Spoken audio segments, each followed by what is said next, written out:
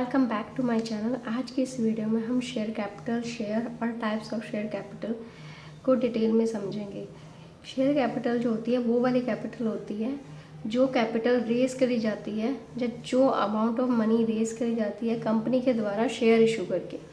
General public को जो share issue करे जाते हैं, उस शेयर इशू करने से जो पैसा आता है उस पैसे को बोला जाता है कैपिटल, शेयर कैपिटल।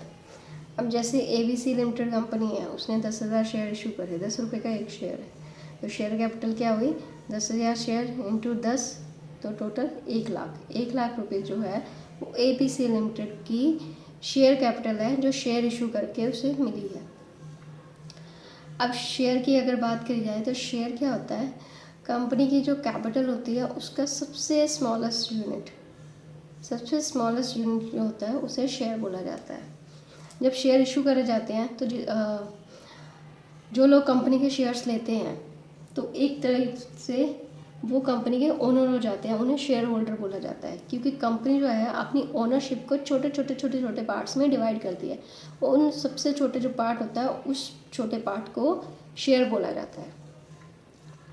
अब जैसे 1,00,000 शेयर कैपिटल है, अगर इसको पार्ट्स में तोड़ा जाए तो इसके कितने थे 10,000 शेयर आए, तो 10,000 शेयर्स छोटे छोटे पार्ट्स में डिवाइड कर दिया ना शेयर कैपिटल को, 1,00,000 को 10,000 शेयर में, तो ये क्या हो गया स्मॉलेस्ट यूनिट हो गए उसके शेयर कैपिटल के कंपनी के। अब बारी आती है टाइप्स ऑफ शेयर कैपिटल। 6 तरह की टाइप्स है। ऑथराइज्ड, जिसे नॉमिनल रजिस्टर्ड शेयर कैपिटल भी बोला जाता है, issued share capital, subscribe share capital, called up share capital, paid up share capital, और 6th last reserve capital. Reserve capital एक टाइप का अनकॉल्ड कैपिटल का ही पार्ट होता है। क्लियर? मेमोरी ट्रिक आप याद कर सकते हो, AISCP। डिटेल में इसको करते हैं। जब भी कंपनी रजिस्टर करवाई जाती है तो उस टाइम पे मेमोरेंडम ऑफ एसोसिएशन, एक MOA डॉक्यूमेंट बनाया जाता है। MOA डॉक्यूमेंट जो होता है सबसे इम्पोर्टेंट डॉक्यूमेंट होता है किसी भी कंपनी का, जिसमें सारी terms and conditions regarding company लिखी होती है, इवन उसका एड्रेस, नेम, सब कुछ लिखा होता है, मेंशन किया होता है। उसी में मेंशन किया होता है कि कंपनी जो है अपनी कैपिटल शेयर इशू करके कितने अमाउंट तक कर सकती है रेस, कितने अमाउंट तक के मतलब शेयर कैपिटल वो शेयर इशू करके बना सकती है, तो वो मेंशन किया होता है मेमोरेंडम ऑफ एसोसिएशन में। कंपनी अगर उससे ज़्यादा के शेयर इशू करना चाहती है तो उसे पहले MOA में जो लिमिट है, जितनी लिमिट मेंशन की गई है कि उसको अथॉरिटी है, ऑथराइज मीन्स अथॉरिटी है कि इतनी कैपिटल इस शेयर्स के थ्रू इशू कर सकती है, चाहे वो प्रेफरेंस शेयर हो या इक्विटी शेयर हो, दोनों को कंबाइन करके भी, तो उसे MOA में प्रॉपर लीगल प्रोसीजर के अकॉर्डिंग लिमिट को बढ़ाना पड़ेगा अगर इस कैपिटल से ज़्यादा के शेयर इशू करने हैं। अब अगर एग्जांपल देखी जाए तो यहाँ पे अलाउड किया गया है ABC लिमिटेड को कि 5 लाख शेयर्स ही इशू करने हैं, क्योंकि 10 रुपीज़ का ईच है, तो उसकी ऑथराइज कैपिटल या नॉमिनल कैपिटल कितनी आई 50 लाख। ठीक है, क्लियर? अब आती बारी इशूड कैपिटल की। इशूड कैपिटल जब कंपनी शेयर इशू करती है, मतलब इनवाइट करती है जनरल पब्लिक को या इन्वेस्टर को जितने अमाउंट के शेयर इशू करके, ये आप हमारी कंपनी के शेयर परचेज करिए, उसे बोला जाता है इशूड कैपिटल। जो इशूड कैपिटल है ये ऑथराइज कैपिटल के इक्वल नहीं होती, क्योंकि अब कंपनी की जो वैल्यूएशन है उसमें मेंशन किया गया है, जब कंपनी जब रजिस्टर्ड हुई है कि मान लो जैसे इस एग्जांपल के अकॉर्डिंग कि 50 लाख तक की ऑथराइज कैपिटल है। अब ज़रूरी तो नहीं कंपनी 50 लाख के शेयर एक ही बार में इशू कर दे, उसने 10 लाख के करे, फिर 20 के करे, फिर 30 के करे, ऐसे करके अपने पूरे लाइफ टाइम में वो इशू कर सकती है टोटल 50 लाख के शेयर्स। तो यहाँ पे एग्जांपल में बताया है कि कंपनी ने इशू करे हैं सिर्फ 35 लाख के शेयर, तो इशूड कैपिटल आई उसकी 35 लाख, सब्सक्राइब कैपिटल 50 लाख, तो ये दोनों इक्वल नहीं होती। क्लियर? अब है थर्ड सब्सक्राइब कैपिटल। जब पब्लिक को शेयर इशू करे, इनवाइट करा गया शेयर परचेज करने के लिए, तो ये पब्लिक के ऊपर डिपेंड करता है वो कितने के लिए अपना वो डिसीज़न देती है या अपना एग्री होती है परचेज़ करने के लिए कि कितने शेयर परचेज़ करने हैं। अब जो सब्सक्राइब कैपिटल है वो इक्वल भी हो सकती है इशू कैपिटल के, मतलब जितने शेयर इशू करे हैं कंपनी के सारे सब्सक्राइब हुए हैं, मतलब सारे के लिए पब्लिक एग्री हो गया कि वो परचेज़ करेगी, या फिर ये जो है अंडर भी हो सकती है। अंडर मीन्स कम, मतलब कम की एप्लीकेशन मिली शेयर परचेजिंग के लिए, या फिर ओवर मीन्स जितने के इशू करें उससे ज़्यादा अमाउंट के एप्लीकेशंस रिसीव हो गई कंपनी को। तो 3 कंडीशंस बनती हैं सब्सक्राइब कैपिटल की, अंडर, ओवर और इक्वल।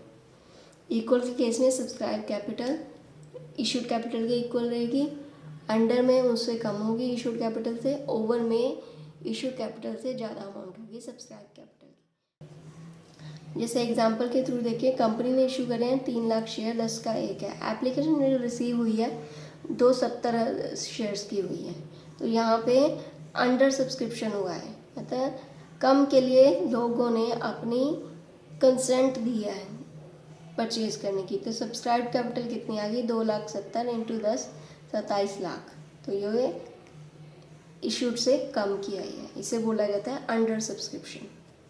अगर ये ज़्यादा होती, मतलब 30 लाख से ज़्यादा की आई होती, 32 लाख यहाँ पे होता है 32 लाख होता अमाउंट, तो ओवर होती। नेक्स्ट है कॉल्ड अप कैपिटल।